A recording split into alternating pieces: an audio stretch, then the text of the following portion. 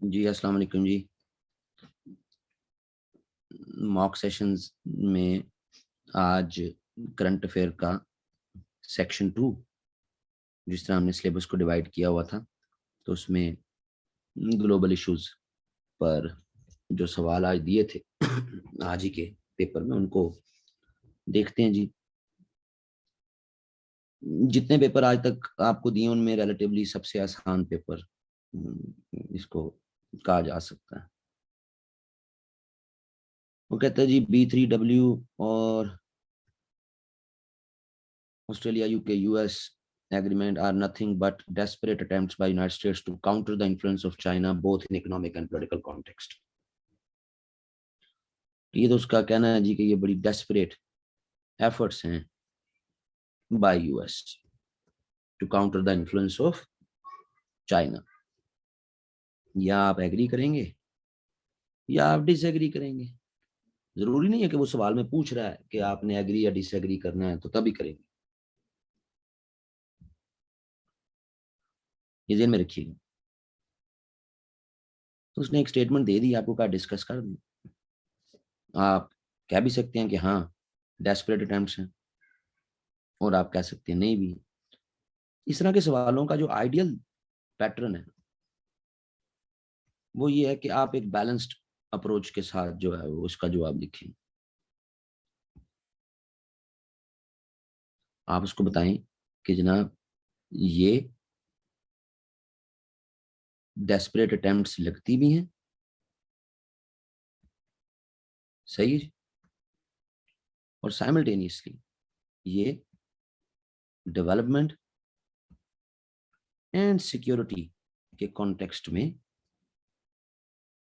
World politics में इनकी importance भी है कि अपना एक मीनिंगफुल कंट्रीब्यूशन ये कंट्रीज भी प्ले करना चाह रही हैं। सो एक बैलेंस्ड अप्रोच में अगर जवाब लिखें तो ज्यादा बेहतर है। मसलन डेस्परेट अटेम्प्ट्स में आप कह सकते हैं कि जनाब पूरी 21वीं सेंचुरी में हमें रिएक्टिव फॉरेन पॉलिसी मिलती है यूएस की। ये रिएक्शन सिर्फ B3W या ऑस्ट्रेलिया यूके यूएस एग्रीमेंट तक नहीं है। यहाँ याद रहे उसको सवाल में what is B3W, what is Australia UK US agreement, इनको बताने की जरूरत कोई नहीं है, क्योंकि उसने आपसे पूछा नहीं। उसने तो आपसे सीधा सीधा पूछा है कि ये डेस्परेट अटेम्प्ट्स हैं to counter the influence of China, yes और नो। और मैं उसको कहूंगा कि हाँ ये लगती भी हैं, और ये ऑल्टरनेटिव सिक्योरिटी और डेवलपमेंट का ऑल्टरनेटिव प्लान भी नजर आता है।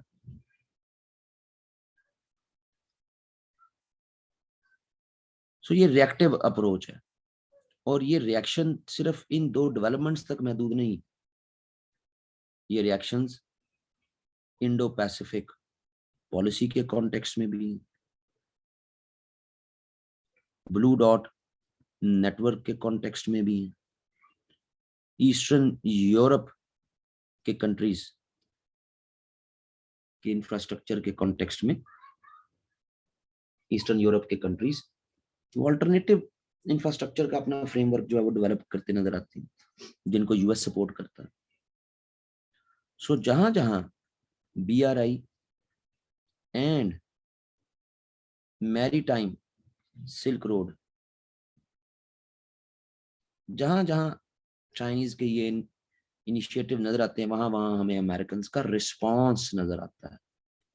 सो अमेरिकन फॉरेन पॉलिसी किसी भी तरह प्रोएक्टिव नहीं है, रिएक्टिव है। B3W is in reaction of BRI, Australia UK US agreement in reaction to plan, People's Liberation Army Navy and its influence on Indian Ocean. सो एक तो मैं पूरा अपना केस स्टडी ये डेवलप करके चलूंगा कि हाँ ये एक डेस्परेट अटेम्प्ट है, नजर आती है, पूरी 21st सेंचुरी में नजर आती है। ये जब मैं लिखने जाऊंगा इसको तो ये 4-5 लाइनों में नहीं जाएगा, ये पूरा मेरा एक पेज ले जाएगा। ये आर्गुमेंट एक ही आर्गुमेंट होगा लेकिन पूरा मेरा पेज ले जाएगा, वहां पे 20-25 लाइनों का। मुझे पता होना चाहिए ब्लू डॉट का, मुझे पता होना चाहिए इंडो पैसिफिक का, मुझे पता होना चाहिए ईस्ट यूरोप के इंफ्रास्ट्रक्चर के इनिशिएटिव्स का, BRI का, सिल्क रोड का, प्लान का। इनको मैंने वहां पर डिफाइन या एक्सप्लेन नहीं करना, इनको मैंने कनेक्ट करना। ये दिन मिलके मैं वहां पे हेडर दे दूं what is BRI, what is plan, नहीं। हाँ, मैं ये बताऊंगा कि प्लान इज एन लार्जेस्ट जो है वो navy of China, and they have gained their momentum and currency in Indian Ocean, and more than 1 lakh soldiers and sailors have been witnessed in Indian Ocean. In addition to this, uh, full-fledged working port cum naval base is operational in Djibouti, blah blah blah. ये मैं detail बताऊंगा, लेकिन उसको what is plan का framework, कब शुरू हुआ, कैसे शुरू हुआ, ये चीजें नहीं बता रहा हूँ।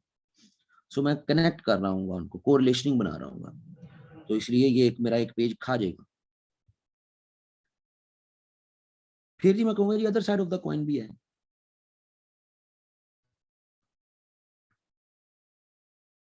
चाइनीज क्लेम करते हैं कि हम प्लान के कॉन्टेक्स्ट में या ओवरऑल इंडियन ओशन में सी पायरेसी को कंट्रोल करना चाहते हैं, मेरीन लाइफ को प्रोटेक्ट करना चाहते हैं।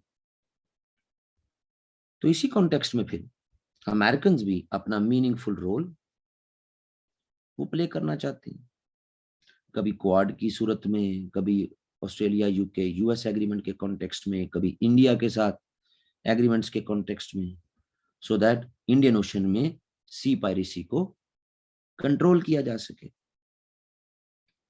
It is very much clear कि free and open Indian ocean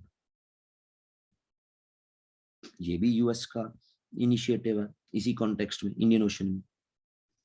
सो ये किसी भी तरह एक काउंटरिंग द इन्फ्लुएंस नहीं है, बल्कि एक मीनिंगफुल रोल है कि जहां चाइना अगर अपना मीनिंगफुल रोल प्ले कर रहा है, तो US भी अपना मीनिंगफुल रोल प्ले करना चाहता है।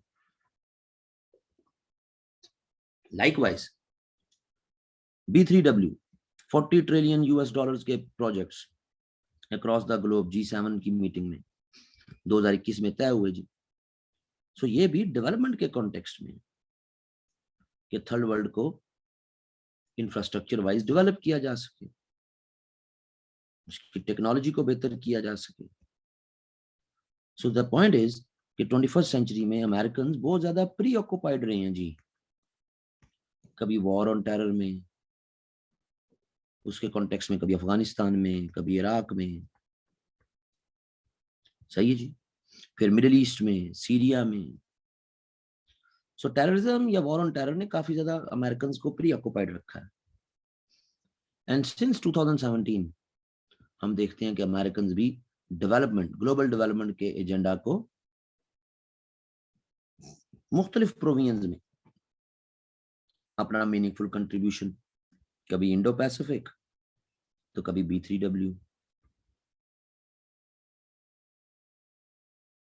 सो अमेरिकन तो इतने ज्यादा ट्रैप हो गए 1.5 डेकेड से ज्यादा कि वो डेवलपमेंट को और ग्लोबल डेवलपमेंट पे ज्यादा मीनिंगफुल कंट्रीब्यूट नहीं कर सके। सो अब जबकि वो अफगानिस्तान से भी विड्रॉल, फिर उसके बाद मिडिल ईस्ट भी पहले की निस्बत थोड़ा सा बेहतर, तो रिजल्टेंटली अब अमेरिकन दोबारा उसी डेवलपमेंट के फ्रेमवर्क में आ रहे हैं जो वो 1990s में भी कर रहे थे। So is nothing like that कि जनाब ये कोई कॉन्फ्लिक्ट या countering the influence of China. So both the debates आप उसको एक बैलेंस्ड अप्रोच में जवाब दे दें, साइड लेने की, पार्टी बनने की जरूरत कोई नहीं।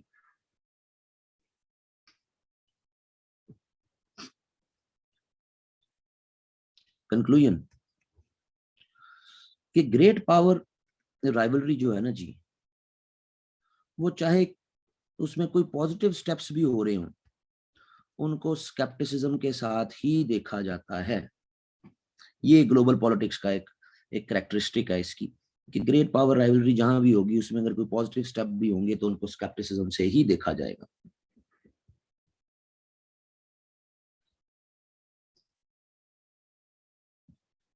सेकंड, सैंक्शंस जो है जी काम करती हैं, discuss the impact of US and European sanctions on Russia, यानी यूक्रेन के कॉन्टेक्स्ट में सैंक्शंस काम करती हैं। सैंक्शंस बिल्कुल काम करती हैं जी। हम ईरान को भी पास्ट में हम देखते हैं कि वो टेबल पे आया, टॉक्स पे आया, 10 सैंक्शंस थी यूएन के फोरम से।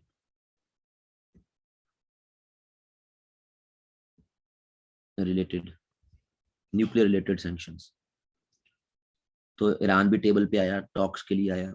तो सैंक्शंस डेफिनेटली काम करती हैं। ये सैंक्शंस दो तरह की जी, एक वो सैंक्शंस जो किसी स्टेट पर डायरेक्टली आप लगाते हैं, और फिर एक जो है जिसको कहते हैं सेकंड सैंक्शन।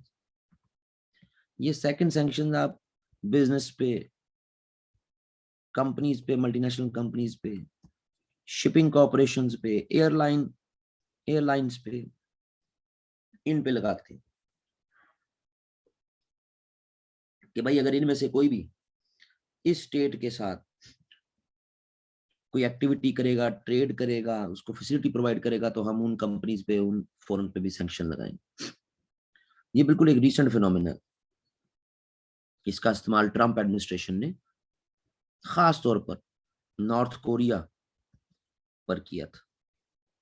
तो सैंक्शंस तो डेफिनेटली वर्क करती हैं जी। रशिया के कॉन्टेक्स्ट में 3 तरह की सैंक्शंस आप बताएंगे जी, कि ये नहीं है कि कोई डिप्लोमेटिक बायकॉट कर दिए, बल्कि ऑयल, बैंकिंग एंड एक्सपोर्ट, इन 3 की डिटेल्स ही देनी। ये सबसे खतरनाक 3 जो यानी कि बड़ी सैंक्शंस होती हैं जी, ऑयल, बैंकिंग एंड एक्सपोर्ट्स। ठीक है जी, 3 बड़ी सैंक्शंस होती हैं। क्लियर है जी।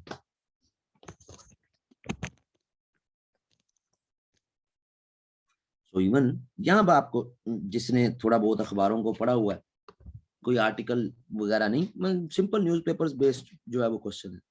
यहाँ तो इतनी बड़ी डेवलपमेंट होगी कि जर्मनी ने, जो कि 1960s से जर्मनी रशिया के साथ, ईस्ट जर्मनी वेस्ट जर्मनी दोनों ने बड़े अच्छे रिलेशन बनाने शुरू कर दिए थे। तो जर्मनी ने 1960s के बाद आके पहली दफा अपना मिलिट्री बिल्डअप भी करना शुरू कर दिया और ऑयल बेस्ड सैंक्शंस भी लगा दी रशिया पे। बाकी तो जो हुआ ही हुआ, ये बहुत बड़ी डेवलपमेंट, क्योंकि जर्मन सिंस वर्ल्ड वॉर 2, ठीक है जी, वो जनाब नहीं करते सही। सिंस वर्ल्ड वॉर 2 वो किसी भी एग्रेशन या किसी भी सैंक्शंस में एंगेज नहीं होते, यूज ऑफ फोर्स में भी एंगेज नहीं, मिलिट्री एक्सपेंडिचर भी अपना नहीं बढ़ाते, लेकिन अब बढ़ा रहे हैं। बैंकिंग सेक्टर के कॉन्टेक्स्ट में इंटर बैंक कंसोर्डियम, कि आपके रशियन जो बैंक हैं वो दूसरे मुल्कों के इंटरनेशनल बैंक्स के साथ उनकी इंटरेक्शंस को लो डाउन किया जाए। सो बैंकिंग सेक्टर, ईरान पे भी जब बैंकिंग सेक्टर के एसेट्स इफेक्ट हुए थे, तभी ईरान ऑयल और बैंकिंग सेक्टर जब सबसे आखिर में उस पर ये सैंक्शन लगी थी। यानी यूएन की जो 10 सैंक्शन है उसमें जो लास्ट सैंक्शन है ना ईरान पे, जो आखिरी हद है, वो ऑयल और बैंकिंग की है। यूएस पे, रशिया पे पहले दिन से लगानी शुरू कर दी। और उसके बाद तीसरी, एक तो होती है ना कि रशिया जो चीजें दुनिया में एक्सपोर्ट कर रहा है उसका बायकॉट कर दो। ये तो काफी इजी है कि हमने रशिया से कोई चीज नहीं आने देनी, ओके, ये इट्स क्वाइट इजी। लेकिन जो इससे भी टफ चीज है कि आपकी स्टेट से रशिया की तरफ जाने वाली एक्सपोर्ट्स, इससे आपकी स्टेट को भी नुकसान होना है, क्योंकि आपकी एक्सपोर्ट्स कम होनी। लेकिन ये, यानी सिवियरिटी ऑफ द इशू इतना है कि स्टेट्स ने अपनी एक्सपोर्ट्स, यूएस ने, ऑस्ट्रेलिया ने, यूके ने, इन्होंने अपनी एक्सपोर्ट्स रशिया भेजनी बंद कर दी।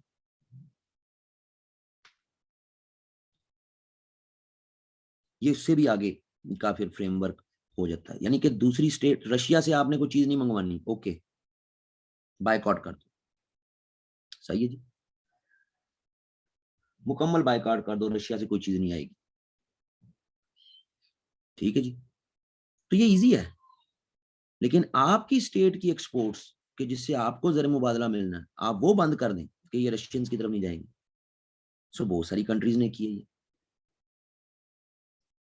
सो इन्हीं एक्ट, अब इनकी डिटेल जरूर देनी है जी, इनके फैक्ट्स जो हैं वो जरूर देने, ये तीन। और इससे फिर इसका इम्पैक्ट क्या हुआ कि रशियंस डायलॉग पे एग्री हुए। अच्छा, जर्मन ने यूक्रेन को सपोर्ट भी किया जी, मिलिट्री सपोर्ट भी किया जी, ठीक है, क्लियर है। तो ये फ्रेमवर्क जो है कि रशियंस डायलॉग पे फिर एग्री हुए,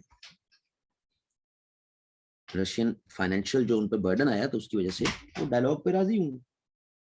तो सैंक्शंस जी काम तो करती हैं, लेकिन साइमल्टेनियसली रशिया एक बड़ा कंट्री है जो एक फेयर है ऑफ न्यूक्लियर अटैक, यानी इतनी भी सैंक्शन, इतना भी कॉर्नर नहीं करना रशिया को कि वो न्यूक्लियर अटैक ही कर। फिर in addition to this, multinational companies, चाहे वो हार्डवेयर के कॉन्टेक्स्ट में है चाहे वो सॉफ्टवेयर के कॉन्टेक्स्ट में, multinational companies like Apple, like others, फिर कार्स और टायर्स की कंपनीज, इन्होंने भी जो है वो अपनी, जो आप कह लें कि एक्टिविटीज इन रशिया वो उठा ली जी, खत्म कर ली for the time being. International law में as an enforcer multinational companies या नॉन स्टेट एक्टर्स, इनका रोल बहुत ज्यादा इंक्रीज हो गया जी, कि स्टेट ने तो सैंक्शन लगाई लगाई, लेकिन स्टेट की सैंक्शन को अगर multinational companies, non state actors endorse कर लेते हैं और वो भी दूसरी स्टेट पर सेम तरीके से ही उन्हीं सैंक्शंस पे चलते हैं, तो ये बेसिकली एनफोर्सर हो जाते हैं जी, कि इनके जरिए ज्यादा दूसरी स्टेट को नुकसान होता है। सो रशियंस के साथ यही हो रहा है। सो सैंक्शंस काम करती हैं जी। अब रशिया ठीक है या यूएस ठीक है या यूक्रेन ठीक है, ये हमारा सवाल नहीं है। हमारा सवाल है सिर्फ सैंक्शन काम करती है नहीं करती, दैट्स इट। तीसरा सवाल जी, changing posture in Turkish foreign policy, do you agree that the countries in question following the policy of neo Ottomanism? क्या वाकई न्यू ऑटोमनिज्म टर्किश फॉलो कर रही, क्या वाकई ऐसा हो रहा है? तो इसमें जनाब फिर अगेन कि हमें इस तरह के एरिना में इस तरह के क्वेश्चन आ जाएं तो हम कहें कि हाँ इसकी फेवर में भी आर्गुमेंट्स मिलते हैं और इसके अगेंस्ट भी मिलते हैं। पहले तो हम उसको बता देंगे कि ये जो न्यू पोस्चर्स हैं टर्किश फॉरेन पॉलिसी के, ये इसके मेन फीचर्स क्या हैं। मुस्लिम वैल्यूज को बहुत ज्यादा हाईलाइट किया जा रहा है, रिवाइवल ऑफ इस्लामिक आइडियोलॉजी पे बहुत ज्यादा बात हो रही है, revival of classical civilization, Turk civilization, उस पर बात हो रही है, ठीक है जी। वेस्टर्न इन्फ्लुएंस से हटने की, निकलने की बात हो रही है, सही। पैन इस्लामिज्म की बात हो रही है। सो ये ट्रेंड्स हमें Russian, sorry Turkish foreign policy में नजर आते हैं। ये एक दो और भी, और फिर कुछ स्कॉलर्स भी हैं। सर्बिया का स्कॉलर है सर्जा ट्रिफकोविच, वो तो बहुत बड़ा एडवोकेट है कि हाँ न्यू ऑटोमनिज्म फॉलो किया जा रहा है, बहुत बड़ा स्कॉलर है ये सर्जा ट्रिफकोविच। तो जी हाँ, यस। फिर जनाब इसी तरह कुछ इवेंट्स ऐसे हो रहे हैं कि जिससे नजर आता है जी कि हाँ ऐसा है गया सोफिया, इसको मॉस्क बना दिया गया है जी, मस्जिद बना दी गई है। इमाम हातिब स्कूल जो एक मजहबी स्कूल है एक पूरा जिस तरह हमारा दारुल उलूम देवबंद टाइप होता है ना जी, मदरसा इमाम हातिब स्कूल पूरे टर्की में दोबारा ओपन होना शुरू हो गई। सो हमें नजर आ रहा है जी कि ये काम हो रहे हैं। न्यू ऑटोमनिज्म ये इन सेलिएंट फीचर्स के कॉन्टेक्स्ट में नजर आ रहा है। और आर्गुमेंट्स इन फेवर क्या कर लेंगे जी आप, कि वही ऑटोमैन पॉलिसी जो जो ऑटोमैन कर रहे थे वो आज हमें दोबारा होते नजर आता है जी। अफ्रीका में इन्फ्लुएंस बनाने की कोशिश की जा रही है बाय टर्किश। इस कॉन्टेक्स्ट में सूडान में भी अपनी इन्वॉल्वमेंट कर रहे हैं जी, रिक्लेम कर रहे हैं, अफ्रीका में अदलिब का एरिया रिक्लेम कर रहे हैं, सीरिया में इन्फ्लुएंस बनाने की कोशिश कर रहे हैं।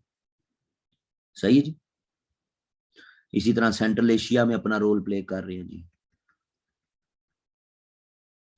2013 से Tekam Turkmenistan, Azerbaijan, Kazakhstan, Mongolia, Turkey भी, ज़्यादा टर्की तो ऑफ कोर्स है ही है। तो इन तमाम कंट्रीज का मिलके एक टर्किश ब्रांड ऑफ नेटो बनाने की कोशिश हो रही है जी। यही टर्किश ब्रांड ऑफ नेटो जो है यही आर्मीनिया के खिलाफ भी लड़ा है जी, अजरबैजान की हक में। इसी तरह जी नॉर्थ साइप्रस हमेशा से इशू था, ऑटोमैन्स का इशू था। नॉर्थ साइप्रस में जनाब 30,000 ट्रुप्स अपनी ज्यादा बढ़ा रहे हैं जी, and so on and so forth. बहुत सी और चीजें आपको ऑनलाइन मिल जाएंगी कि हाँ जी ये फेवर में जा रही है जी चीजें। ये तो वाकई हमें नजर आ रहा है कि न्यू ऑटोमनिज्म ऑपरेट कर रहा है। आप इसी में फिर उसका निकारागुआ व काराबाख के उसमें जनाब आर्मीनिया के खिलाफ अगेंस्ट ऑपरेट कर रही हैं। सही। फिर ग्लोबल एनेक्सेशन ट्रेंड जिस तरह चल रहे हैं, इस पे सवाल भी आ सकता है अलहदा से, मैं देना चाह रहा था आज लेकिन फिर मैंने कहा नहीं। ग्लोबल एनेक्सेशन ट्रेंड्स जिस तरह कश्मीर, क्राइमिया, पैलेस्टीन, ये जो एनेक्सेशन ट्रेंड्स हैं दुनिया में, यही चीज हमें फिर टर्किश कॉन्टेक्स्ट में भी नजर आती है कि जनाब as per the treaty of Lausanne, Lausanne treaty 1923, ये डिबेट होती नजर आ रही है जी कि इसके 100 ईयर्स कंप्लीट होने को आ रहे हैं। तो अब फिर what will be the future. तो टर्किश लीडरशिप पे इसका भी एक इम्पैक्ट ब्ला ब्ला। लेकिन फिर इसके अगेंस्ट भी आर्गुमेंट्स हैं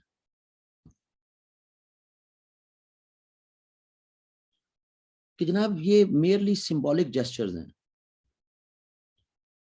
सिर्फ सिंबॉलिक जेस्चर्स हैं। ये पॉलिटिशियंस टर्की में अपनी इलेक्शन कैंपेन्स के लिए इसको इस्तेमाल करते नजर आते हैं। सही है जी। टर्किश अभी भी नॉन एग्रेशन पे बिलीव करते हैं। सो टर्किश फॉरेन पॉलिसी जो सारी ये बातें पहले, ये वाले जो मेन फीचर्स है ना जी, ये सारे, ये जनाब स्टेट लेवल पर तो इनको इंडोर्स नहीं किया जाता। स्टेट लेवल पर तो जो फॉरेन पॉलिसी इंडोर्स हो रही उसमें तो internal stability, territorial integrity.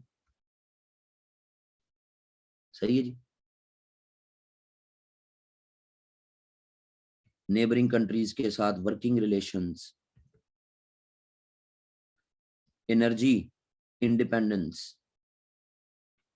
Sustainable development, blah blah, ये चीजें हो रही है जी। और इसके कॉन्टेक्स्ट में ये क्या कहते हैं, स्टेट्स के साथ अपने रिलेशंस डेवलप करते नजर आते हैं। कंक्लूजन में हिस्ट्री किसी भी स्टेट की फॉरेन पॉलिसी पर उसका इम्पैक्ट हो या ना हो, बट क्रिटिक्स किसी भी स्टेट की फॉरेन पॉलिसी को हिस्टोरिसाइज जरूर करते हैं और हिस्टोरिसाइज करते हुए उस फॉरेन पॉलिसी की आपके पास्ट के साथ कनेक्शन बनाने की कोशिश करते हैं। और टर्किश के साथ भी ये इशू है कि क्योंकि 2023 करीब आ रहा है तो ये एक इन्वायरमेंट क्रिएट किया जा रहा है, एक स्केप्टिक इन्वायरमेंट क्रिटिक्स की तरफ से बनाया जा रहा है कि एज इफ के टर्की रिक्लेम करेगा हर वो चीज जो 1922 में उससे ले ली गई थी, which is very much unlikely. क्योंकि इसका मतलब हुआ कि क्या आप सारा मिडिल ईस्ट वापस ले लेंगे जो हम नेशन स्टेट्स हैं, तो ऐसा तो पॉसिबल नहीं है। सो ये क्रिटिक्स की तरफ से एक एक एक आर्टिफिशियल फ्रेमवर्क जो है वो डेवलप कर दिया जाता है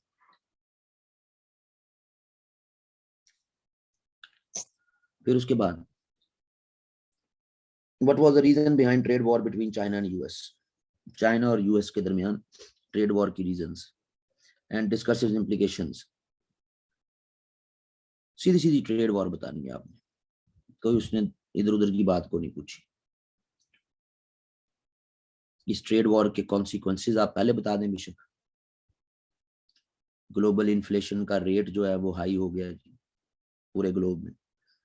इसका सबसे ज्यादा नुकसान ना यूएस को हुआ ना चाइना को हुआ, बल्कि हर उस कंट्री को हुआ जो ज्यादा ट्रेड करती है यूएस के साथ भी चाइना के साथ भी। सही है जी।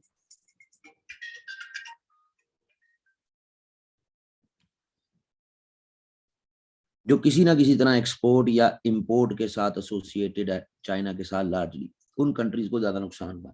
पाकिस्तान इंपोर्ट ज्यादा करता है चाइना से, एक्सपोर्ट ज्यादा करता है यूएस को, तो दोनों सूरतों में पाकिस्तान पे तो फिर इस इन्फ्लेशन का, ग्लोबल इन्फ्लेशन का वो ज्यादा इम्पैक्ट हुआ। तो कॉन्सिक्वेंसेज का विषय का आप जो है फ्रेमवर्क जो है वो पहले दे दें। यूएस पे क्या हुआ जी, डोमेस्टिक पॉलिटिक्स पे भी इन्फ्लुएंस हुआ बहुत ज्यादा। इलेक्शन, मिड टर्म इलेक्शन 2018 के, फिर 2020 के जो है वो इलेक्शन जो उन पे इम्पैक्ट हुआ। चाइना के कॉन्टेक्स्ट में भी डोमेस्टिक मार्केट 27% तक जनाब उस पे इफेक्ट हुआ है, डोमेस्टिक मार्केट पे, उसकी ग्रोथ पे। तो इम्पैक्ट तो हुई। आप पहले ये बता दें, फिर बाद में कॉजेज बता दें, या कॉजेज पहले बता दें, कॉन्सिक्वेंसेज बाद बता दें, एक दो तीन बढ़ा भी सकते हैं। कॉज में सीधा सीधा एक तो कहा जाता है जनाब ट्रेड डेफिसिट जी, अमेरिकन को ट्रेड डेफिसिट का बहुत इशू था। बट ट्रेड डेफिसिट के साथ new trans Pacific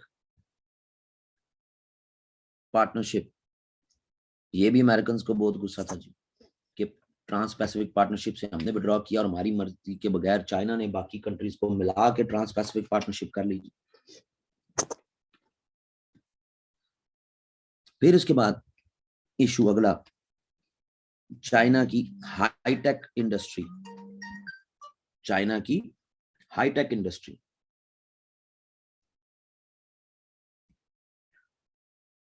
so China की हाईटेक इंडस्ट्री का से बड़ा फियर जी यूएस सेक्टर को, तो ये भी एक बड़ी रीजन है।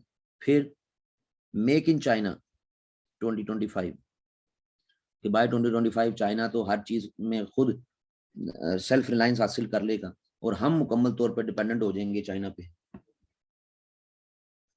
सही है जी।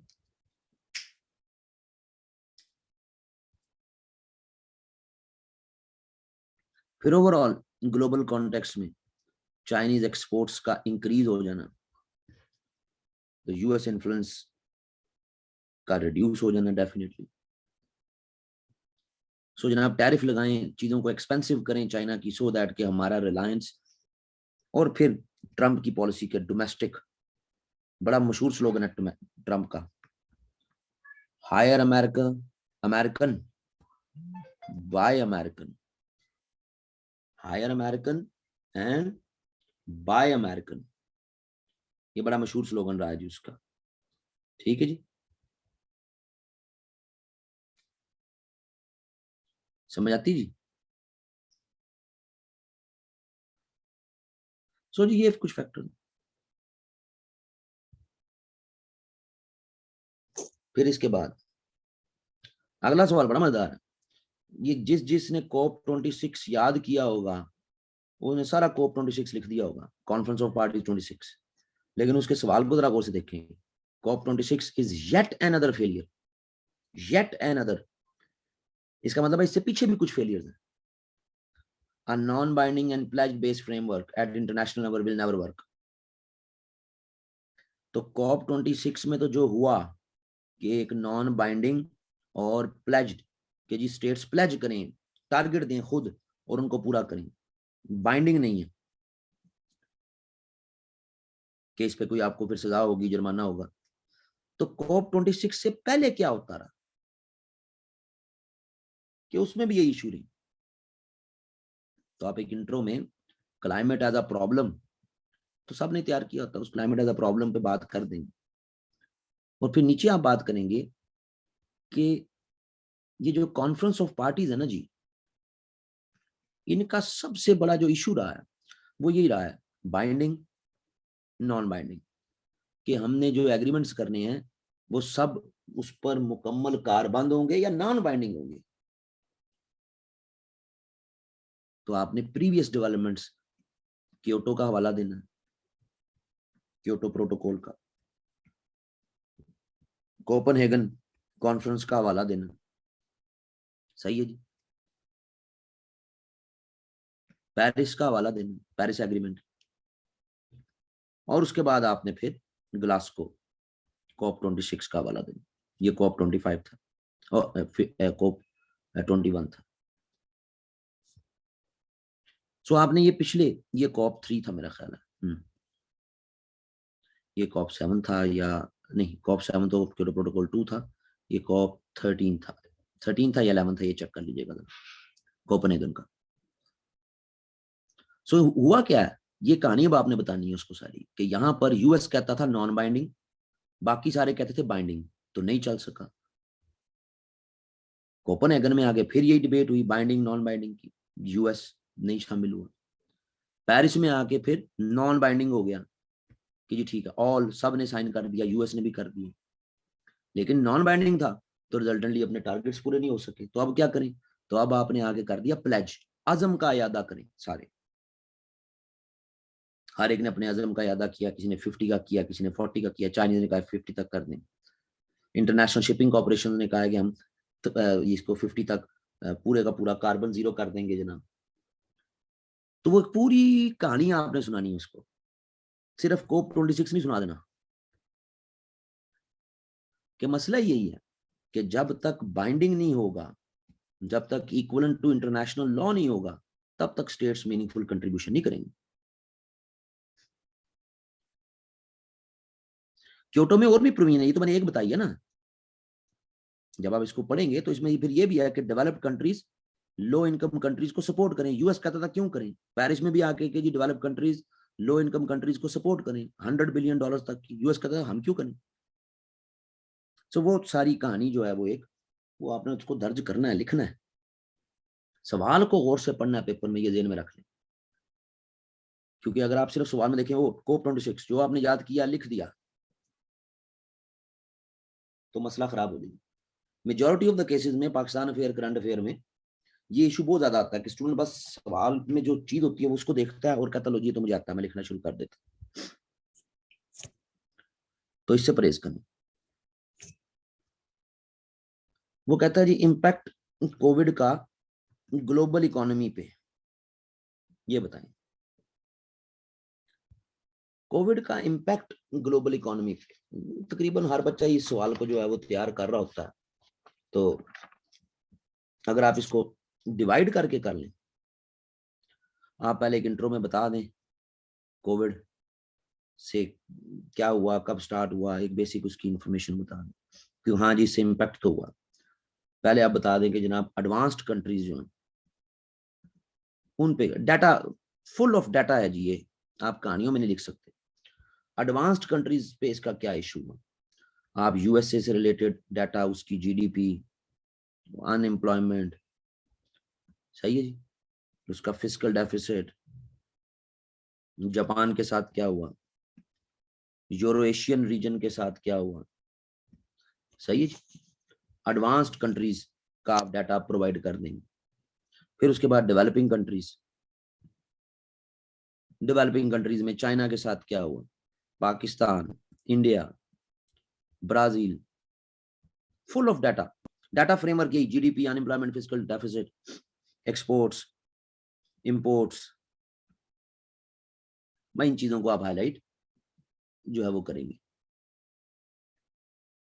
फिर उसके बाद ग्लोबल मार्केट पर क्या इंपैक्ट हुआ जी ओवरऑल, ये तो एडवांस्ड कंट्रीज पे हो गया, ये डेवलपिंग कंट्रीज पे हो गया, इकोनॉमी में सिर्फ कंट्रीज वगैरह तो नहीं है ना, पूरी मार्केट के ट्रेंड्स है। तो ग्लोबल ट्रेड पर क्या इंपैक्ट हुआ, अब ग्लोबल ट्रेड में आपके पास जो है वो इंपोर्ट एक्सपोर्ट भी है, टूरिज्म भी है, supply chain, full of data topic है। ओवरऑल जी 13 से 15% ग्लोबल ट्रेड जो है वो इफेक्ट हुई 2020 से 21 में। फाइनेंशियल मार्केट्स के साथ क्या हुआ, स्टॉक एक्सचेंज वगैरह, उधर क्या हुआ, 20% तक जो है वो फ्लो हो गया जी कैपिटा का।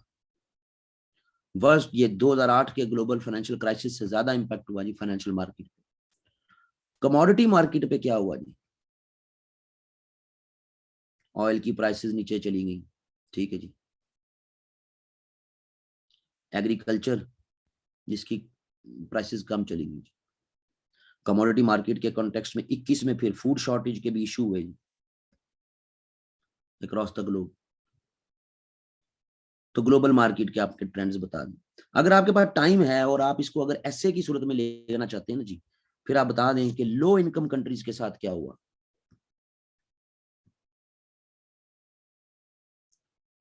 सही है, आप अफगानिस्तान का हवाला दे दें, यमन का हवाला दे दें, एक दो और हवाले देना चाहते हैं लो इनकम कंट्रीज के हवाले दे दें। फिर साउथ एशिया के साथ क्या हुआ, फ्रेमवर्क सारा वही होगा, जीडीपी का, फिर उसके बाद फिस्कल डेफिसिट का, फिर उसके बाद एक्सपोर्ट इंपोर्ट का, सप्लाई चेन का, अनएम्प्लॉयमेंट का, फ्रेमवर्क सेम ही रहना। लेकिन अगर आप ऐसे के लिए बनाना चाहते हैं तो ये इनको और को भी पकड़ लें स्पेसिफिक। 20 नंबर के सवाल के लिए तो कुछ मेजर कंट्रीज पे और ग्लोबल मार्केट पे क्या इंपैक्ट हुआ, दैट्स इट। उससे ज्यादा फुल ऑफ डाटा है जी, यानी आप ये गूगल कर सकते हैं, impact of Covid on US economy, दो ये सारा डाटा अवेलेबल आना शुरू हो जाएगी। -0.6% तक जनाब ये इफेक्ट हुआ, यूएस इफेक्ट हुआ। -6% तक जापान इफेक्ट हुआ जीडीपी में। 1% तक जो है वो चाइना इफेक्ट हुआ, and so on and so fourth. कि आप ये इजीली इसका फ्रेमवर्क फुल ऑफ डाटा है। अगर आप डाटा के बगैर इसको चलाएंगे इस सवाल को तो फिर कोई नहीं नंबर आने। कहानियों पे इस तरह के सवाल ने नंबर को नहीं देना। और आखिर में फिर पैरा डिप्लोमेसी।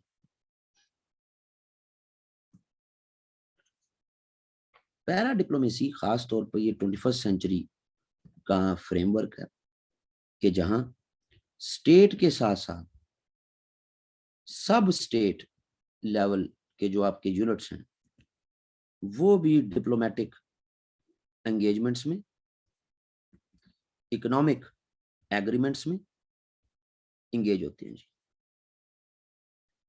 कि बड़ी बड़ी एग्जांपल्स हैं दुनिया में जी। महाराष्ट्र एग्जांपल है, गुजरात एग्जांपल है, पंजाब, पाकिस्तानी पंजाब चाइना के साथ एग्रीमेंट्स कर रहा है, टर्की के साथ एग्रीमेंट्स कर रहा है। सही है जी। चाइनीज प्रोविंसेस हैं जी, चाइनीज प्रोविंसेस पाकिस्तानी प्रोविंसेस के साथ एग्रीमेंट्स कर रहे हैं। इसी तरह लंदन जी, लंदन का मेयर दुनिया के विजिट्स कर रहा है, बिजनेस अट्रैक्ट कर रहा है। ओहायो यूएस की स्टेट सबसे ज्यादा पैरा डिप्लोमेसी में ओहायो की स्टेट एंगेज है। सो इन तमाम एक्टिविटीज से यानी कि स्टेट का बर्डन वो रिलैक्स हो रहा है जी।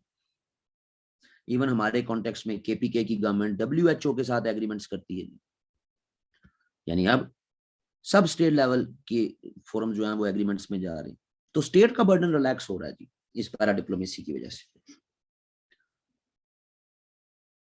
ऑस्ट्रेलिया की स्टेट्स कर रही हैं, यूएस की स्टेट्स कर रही हैं, कनाडा की के जो प्रोविंसेस हैं वो कर रही हैं, टेरिटरीज जिनको कहते हैं वो कर रही हैं।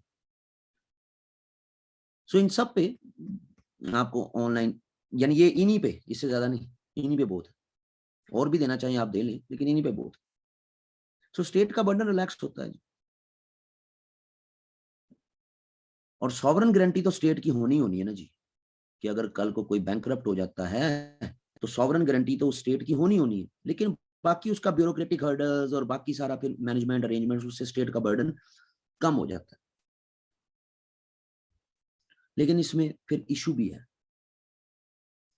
इशू पहला तो जो है वो तो इंटरनेशनल लॉ का है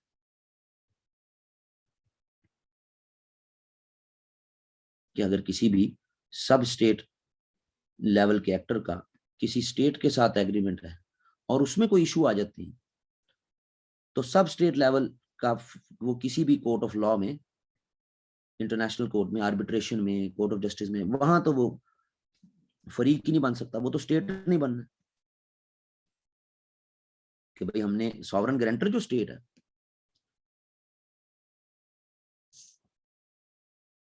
सो ये एक सीरियस इशू है।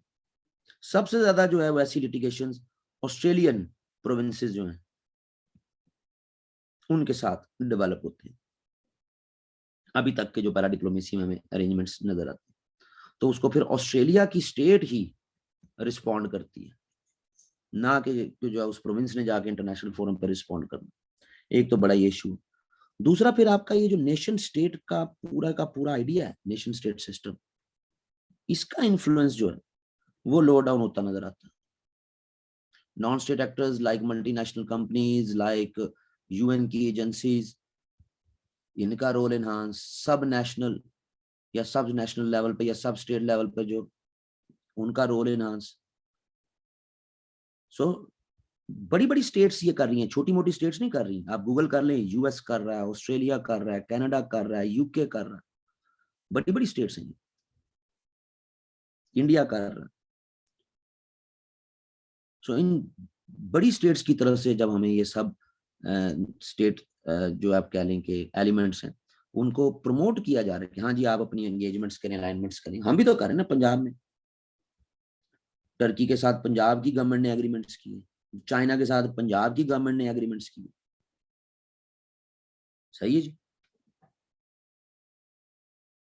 अब इन एग्रीमेंट्स का एक इशू ये है ना जी कि अगर पंजाब को कोई इशू है suppose towards Turkey and China, तो पंजाब इनको किसी कोर्ट ऑफ जस्टिस में नहीं ले जा सका, वो फिर पाकिस्तान की स्टेट ही लेके जाएगी। अगर लेके जाएगी तो ये other side of the coin में ये भी बहुत इशू है।